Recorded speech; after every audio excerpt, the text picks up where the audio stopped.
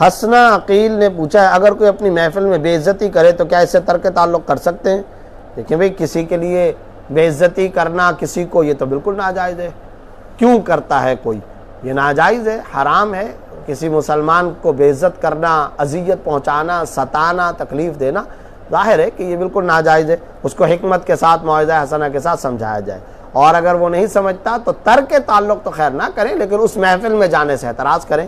اور اگر آپ کا مزاج نہیں ملتا تو ٹھیک ہے، زیادہ گہرے تعلقات نہ رکھیں، لیکن کم از کم بات چیت، سلام دعا اور کٹ آف نہ کریں، تاکہ کہیں آپ اس حدیث کے زمرے میں نہ آ جائیں جس میں آپ صلی اللہ علیہ وسلم نے فرمایا 3 دن تک اگر دو مسلمان آپس میں بالقصد قطع تعلق کر لیتے ہیں تو اگر ان میں سے کوئی مر گیا، گزر گیا تو وہ جہنم کے اندر جائے گا.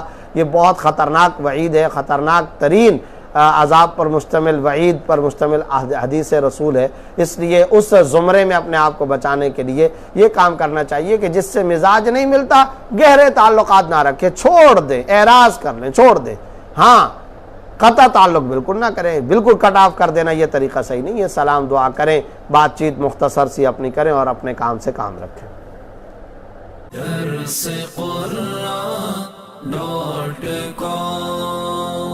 www.darsequran.com